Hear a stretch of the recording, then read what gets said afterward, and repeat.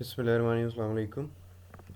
Last time जो हम MOS2 का टॉपिक पढ़ रहे थे वो बायएक्सियली स्ट्रेस्ड एलिमेंट का था, और उसमें हमने एक इक्वेशन ड्राइव की थी, रादर दो इक्वेशन ड्राइव की थी। उनमें से एक थी नॉर्मल स्ट्रेस की और दूसरी थी शीयर स्ट्रेस की।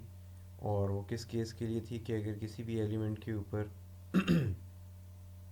बायएक्सियली स्ट्रेस अप्लाई हो रहा हो, मतलब दो एक्सिस की डायरेक्शन में स्ट्रेस अप्लाई हो रहा हो, तो उस केस में अगर किसी भी एंगल थीटा पे हम प्लेन को कट करें तो नॉर्मल और शीयर स्ट्रेस उस एंगल के ऊपर अगर फाइंड आउट करना हो तो उसके लिए हमने इक्वेशन को ड्राइव किया था।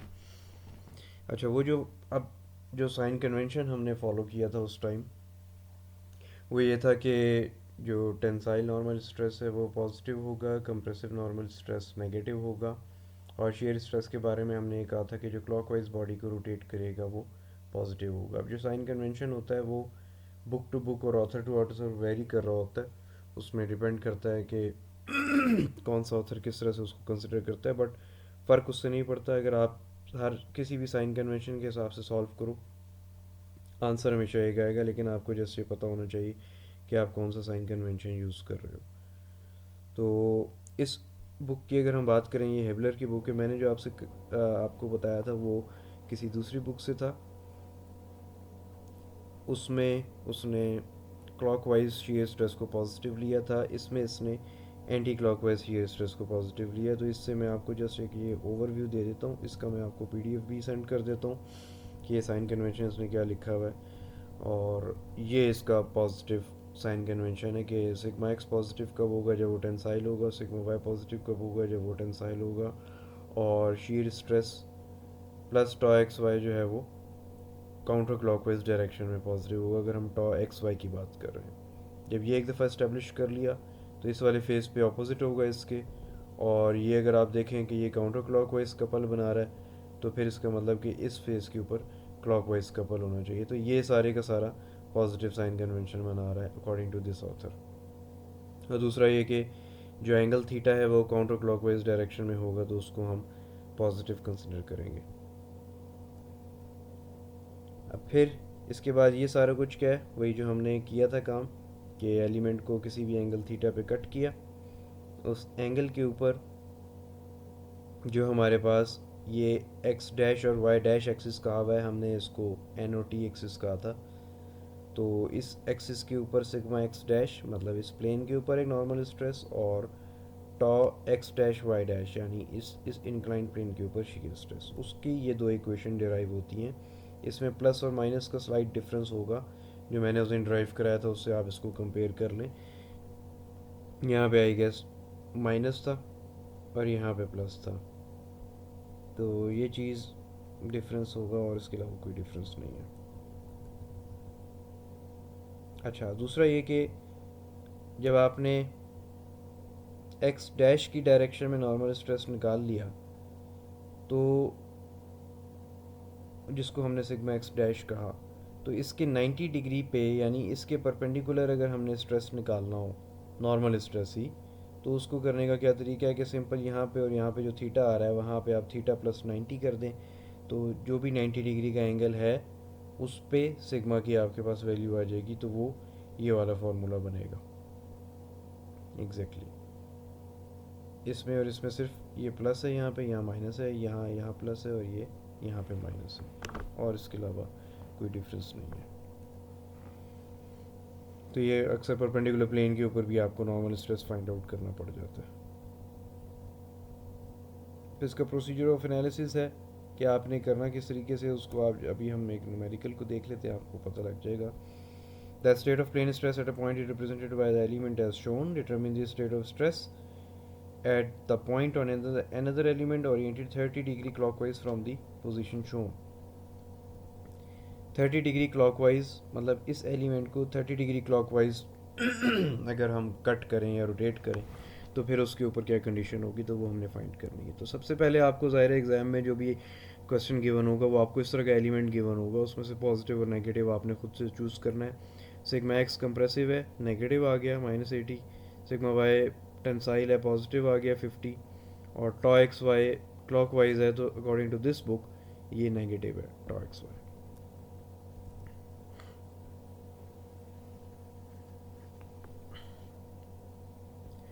अच्छा, इसके बाद आपने सिंपल वैल्यूज़ पुट करनी है फार्मूले के अंदर, और आपके पास आंसर आ जाएगा सिग्मा एक्स डैश का -25.8 और tau x dash Y dash का -68.8।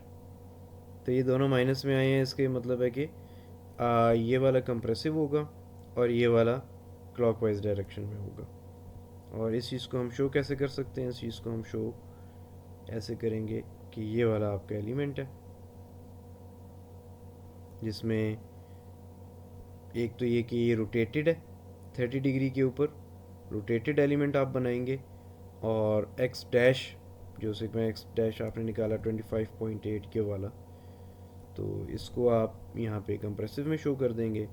Tau X dash Y dash आपके पास नेगेटिव है, इसका मतलब क्लॉकवाइज है, तो ये आपने क्लॉकवाइज शो कर दिया।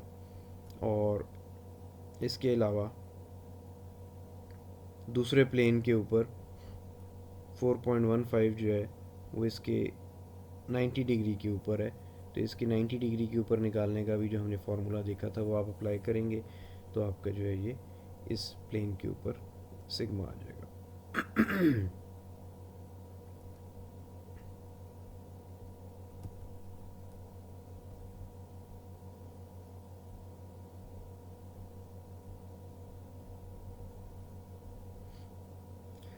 अच्छा, अब आ जाते हैं principal stresses and maximum in plane shear stress. सबसे पहले तो ये कि अगर आप इस फॉर्मूले को दोबारा से देखें तो इसमें अगर मैं इस सिग्मा एक्स डैश की बात करूं तो ये किसी भी एंगल थीटा के ऊपर नॉर्मल स्ट्रेस है। इसका ये मतलब हुआ कि ये तो ज़ाहिर है हमने अप्लाई किया हुआ है, इसकी वैल्यू हमें पता है, इसकी पता है, और टॉ एक्स वाई की भी पता है। तो एक थीटा ऐसी चीज़ है जिसको आप चेंज करते चले जाएंगे तो ये चेंज होता जाएगी इसकी वैल्यू। तो इसका और फर्दर फिर इसका ये मतलब है कि कोई एक थीटा की ऐसी वैल्यू आएगी जिसके ऊपर सिग्मा एक्स डैश जो है वो मैक्सिमम होगी वैल्यू हमारे पास। तो वो जो सिग्मा एक्स की वैल्यू मैक्सिमम होगी उसको हम कहते हैं प्रिंसिपल स्ट्रेस। अब वो प्रिंसिपल स्ट्रेस ज़ाहिर है हम क्यों फाइंड आउट करना चाह रहे हैं, क्योंकि हमें भी पता है कि अप्लाइड स्ट्रेस के लिए जब आपने एक स्ट्रेस अप्लाई कर दिया किसी भी बॉडी के ऊपर, किसी एलिमेंट या किसी बीम के ऊपर, तो उस स्ट्रेस के नतीजे में कुछ उसका जब फेलियर होगा तो उस फेलियर से पहले क्रैक्स आएंगे। उन क्रैक्स की ओरिएंटेशन, उन क्रैक्स की इंक्लिनेशन, वो क्रैक कहाँ पे आएंगे, कहाँ से स्प्रेड होते हुए किधर तक जाएंगे, ये सारा कुछ फाइंड आउट करने के लिए ज़रूरी होता है कि हम प्रिंसिपल स्ट्रेसेस फाइंड आउट करें। क्योंकि प्रिंसिपल स्ट्रेस जैसे अभी मैंने कहा कि वो एक पर्टिकुलर एंगल है जिसके ऊपर नॉर्मल स्ट्रेस मैक्सिमम है। इसका मतलब हुआ कि जब ये वाला नॉर्मल स्ट्रेस मैक्सिमम है तो इसकी वजह से कोई ना कोई क्रैक आएगा, और वो क्रैक आएगा किस डायरेक्शन के ऊपर? वो क्रैक आएगा उस डायरेक्शन के ऊपर जहाँ पे मैं जिस थीटा की बात कर रहा हूँ कि जिस थीटा पे उसकी वैल्यू मैक्सिमम होगी।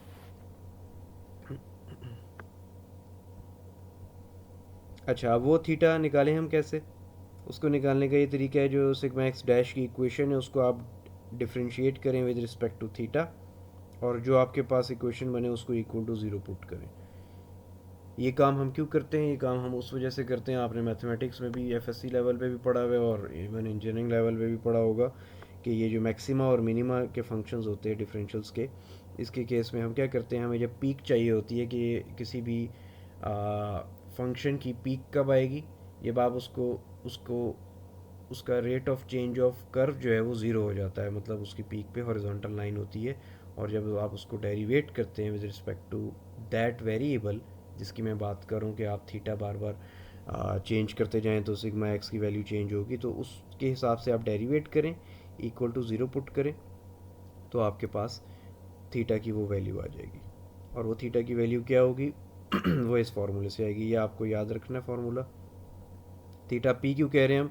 क्योंकि ये प्रिंसिपल प्लेन को आपको बता रहा है। प्रिंसिपल प्लेन का क्या मतलब है कि वो प्लेन या वो ओरिएंटेशन या वो डायरेक्शन जिसके ऊपर आपके पास प्रिंसिपल स्ट्रेसेस आते हैं। और प्रिंसिपल स्ट्रेसेस मैं क्यों कह रहा हूँ? क्योंकि उनमें से एक मैक्सिमम है और दूसरा मिनिमम है। मतलब ये कि जो मैक्सिमम स्ट्रेस है उससे ज़्यादा कोई वैल्यू नहीं होगी, और उसके एग्जैक्ट परपेंडिकुलर आपके पास नॉर्मल स्ट्रेस आएगा जिससे कम कोई वैल्यू नहीं होगी। तो बेसिकली ये इसको जब आप सॉल्व करेंगे, ये tan थीटा है, tan थीटा का आंसर पॉजिटिव में आ रहा है और tan थीटा आपको पता है फर्स्ट क्वाड्रेंट और थर्ड क्वाड्रेंट में पॉजिटिव होता है, तो इसका मतलब इसके दो आंसर्स होंगे, थीटा P1 और थीटा P2। तो चूँकि ये 2 थीटा P में आंसर आ रहा है, इसका मतलब ये हुआ कि 2 theta P are 180 degree apart और थीटा P1 और थीटा P जो है वो 90 डिग्री अपार्ट होंगे, मतलब परपेंडिकुलर प्लेन्स के ऊपर होंगे। ये फिर इसकी फर्दर एक्सप्लेनेशन है कि फर्स्ट और थर्ड क्वाड्रेंट की जो मैंने बात की है कि फर्स्ट क्वाड्रेंट में tan पॉजिटिव होता है और थर्ड में तो उसको ड्रॉ करके बताया हुआ कि ये कैसे होता है। तो अब जो मैं आपसे क्रैक की बात कर रहा था, फॉर एग्जांपल ये एक बीम है और इस बीम के ऊपर आपने लोड अप्लाई किया और ये सारे आपके क्रैक्स आए हैं, तो इन क्रैक का क्या मतलब हुआ? अगर मैं यहाँ पे इसकी पेंसिल कहाँ पे है,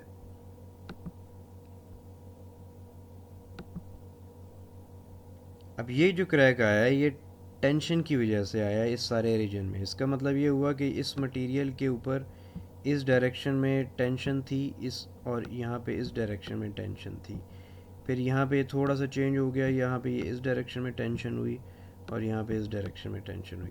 मतलब ये कि ये थ्रू आउट फाइबर एक दूसरे से पुल हो रहे हैं, दूर हो रहे हैं, तो इसका मतलब कि ये टेंसाइल स्ट्रेसेस जनरेट हो रहे थे। तो अब ये जो एंग मैंने लाइन बनाई है ये एक डिफरेंट थीटा के ऊपर है, ये एक डिफरेंट थीटा के ऊपर है। इसका ये मतलब हुआ कि आप जैसे जैसे बीम के डिस्टेंसेस चेंज करते जाते हैं, पोजीशन चेंज करते जाते हैं, उसके डिफरेंट थीटा के ऊपर आपके पास कोई ऐसी मैक्सिमम वैल्यू आएगी जो फेलियर कॉज कर सकती है, और वो मैक्सिमम वैल्यू जो है प्रिंसिपल स्ट्रेस कहलाती है, जिसकी वजह से ये प्रिंसिपल स्ट्रेसेस को फाइंड करना, इनको स्टडी करना जो है वो ज़रूरी होता है, क्योंकि कोई भी जो फेलियर आएगा वो इन प्रिंसिपल स्ट्रेसेस की वजह से आएगा। तो आप पहले से प्रिडिक्ट कर सकते हैं कि एक बीम जब फेल होगी तो वो कितने एंगल के ऊपर क्रैक्स आएंगे और कहाँ पे आएंगे और कितने लोड पे आएंगे। अच्छा, ऊपर वाली जो ये इक्वेशन थी जिसकी हम बात कर रहे थे कि इसको हमने इक्वल टू ज़ीरो किया और ये हमारे पास थीटा पी का आंसर आया, 2 थीटा पी का। इस 2 थीटा पी को जब आप ट्रांसफॉर्म करेंगे, इस वाली इक्वेशन में पुट करेंगे यहाँ पे इन दो जगहों पे, तो आपके पास आंसर आएगा प्रिंसिपल स्ट्रेसेस का। वो आंसर यहाँ पे लिखा हुआ है, ये 9-5 इक्वेशन। सिग्मा 1 सिग्मा 2 का क्या मतलब है कि ये मेजर प्रिंसिपल स्ट्रेस है, ये माइनर प्रिंसिपल स्ट्रेस है। मैंने आपसे कहा कि दो स्ट्रेसेस की वैल्यू आएंगी, एक मैक्सिमम होगी और एक मिनिमम, तो इस वजह से 1 और 2 लिखा हुआ है। सिग्मा 1 के लिए दिस प्लस दिस होगा और सिग्मा 2 के लिए दिस माइनस दिस होगा। ये भी आपको याद रखना फार्मूला, इस फार्मूला की हेल्प से आप इजीली फाइंड आउट कर सकते हैं। तो अब क्या इस फार्मूले का क्या फ़ायदा हुआ कि अब हमें जो ऊपर वाली हमने इक्वेशन देखी थी, जो क्लासरूम में हमने ड्राइव की थी, वो बार बार आपको डिफरेंट थीटा की वैल्यू उसमें पुट करके सिग्मा एक्स फाइंड करने की ज़रूरत नहीं है to find out maximum stress. आप स्ट्रेट अवे ये करेंगे कि आपको सिग्मा एक्स सिग्मा वाई और टॉ एक्स वाई की वैल्यूज़ गिवन है, आप वो सारी वैल्यूज़ इस इक्वेशन में डालें तो आपके पास प्रिंसिपल स्ट्रेस आ जाएगा, maximum principal stress, again I repeat, maximum normal stress और मिनिमम नॉर्मल स्ट्रेस। यहाँ पे लिखा हुआ है मैक्सिमम और minimum in plane normal stress. In plane का क्या मतलब होता है कि वो उस प्लेन में है, आउट ऑफ प्लेन की बात नहीं हो रही। और सिग्मा 1 जो है वो सिग्मा 2 से बड़ा, बराबर भी हो सकता है but most of the cases में वो बड़ा होगा, छोटा नहीं होगा। और फिर सिग्मा 1 हमारे पास जिस ओरिएंटेशन में आ रहा है, जिस थीटा पे आ रहा है, उसको हम थीटा P1 कहेंगे, और सिग्मा 2 जिस पे आ रहा है उसको थीटा P2 कहेंगे। और दूसरी जो बात आपने याद रखनी है कि इस थीटा पे जहाँ पे आपके पास मैक्सिमम नॉर्मल स्ट्रेस आ रहा है, या in other word principal stress आ रहा है, वहाँ पे शीयर स्ट्रेस जो है वो ज़ीरो होता है। तो ये चीज़ आपको याद होनी चाहिए कि प्रिंसिपल प्लेन के ऊपर कोई शीयर स्ट्रेस नहीं है। इस चीज़ को आप प्रूफ भी कर सकते हैं। वो कैसे कि कोई भी थीटा भी आपके पास आया है, लेट से 35 डिग्री आया है, उस 35 डिग्री को शीयर की इक्वेशन में पुट करें, आपके पास ज़ीरो आंसर आएगा।